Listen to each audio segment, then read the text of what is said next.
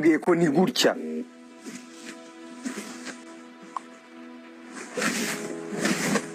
kongera nkarebamo neza niba roketi irimo, kongera nkareba neza niba rokete iriye muri cyemba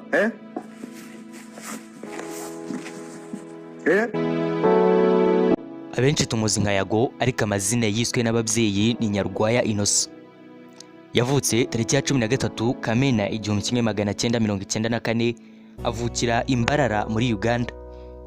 Umuryango we waje mu Rwanda mu karere ka Nyagatare mu murenge wa Tabagwe, ari naho Yago yakuriye ahazwi nko mu Gitanzania.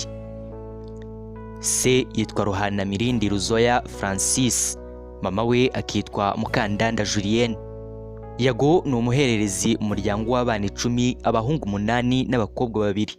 Muri aba bana abariho n'abana 8 gusa. Yago yatangiye ishuri mu 2003 kuri Groupe Scolaire Tabagwe, abari naho asoreza avance. Mu bwana bwe yumvaga azaba umukinnyi w'umupira bitakunda kibera umuririmbyi cyangwa umubyinnyi. Yavukiye umuryango w'abakungu, avuga ko yajyaga ku ishuri avuye kuragira inka. Muri 2008 yatsinze ikizamini cya leta cy'amashuri abanza.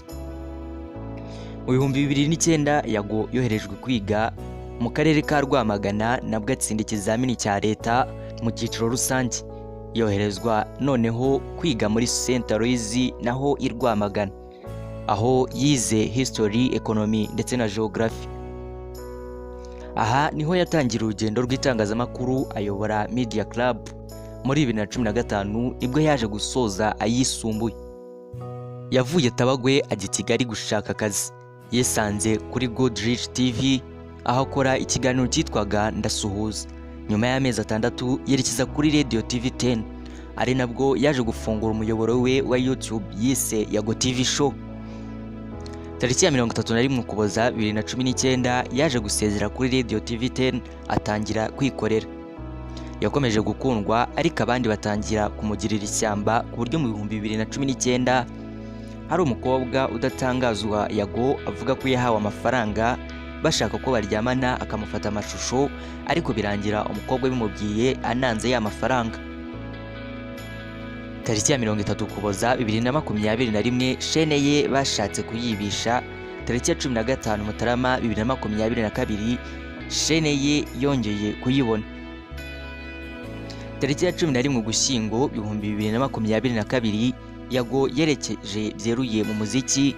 Bukeye Kayitesi Brenda uzwi ku izina rya Zekbi aza avuga ko Yago yamuteye inda, birangira Yago bitamuhamye.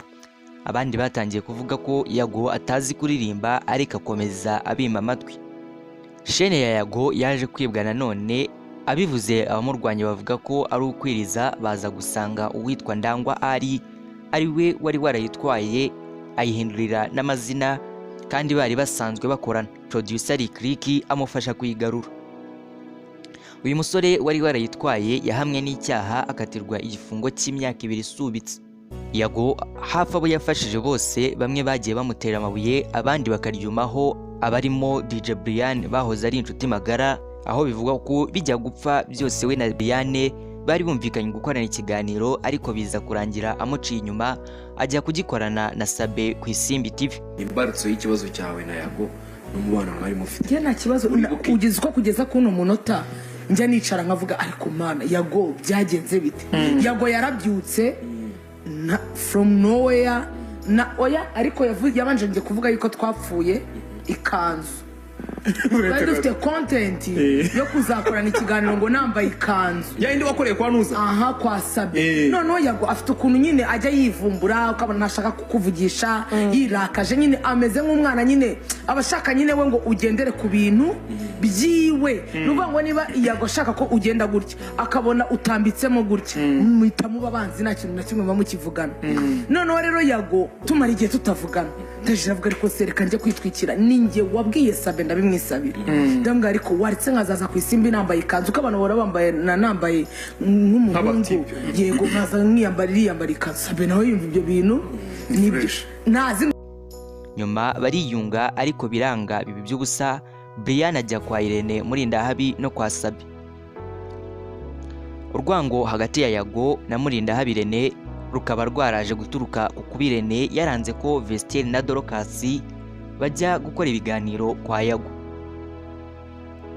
Yago yaje kwadukira Briane avuga ko amafaranga yirwaga asaba aba diaspora ayinywera inzoga. Yago yazanye kandi umugabo wahoze akundana na Briane ashyira ibye ku karubanda, birangira Briane asabye Yago ko bakwiyunga. Byarangiye Yago agiye kuba Uganda, aho yavuze ko yahunze agatsiko k'abagizi ba nabi bashatse kumwica mu gihe kigera ku myaka 4 agataka ntabone ubutabazi. Yago yafashije abarimo inyogo ye abagabo bagufi bamenyekanye bitwa Paulo, Peter na Andrea. Gusa Andrea na Paulo baje gupfa, hasigara Peter na mushiki we Teresa arabafasha. Yafashije umugore wo muri Gakenke agurirwa amagare, ahabwa n'ibindi bitandukanye.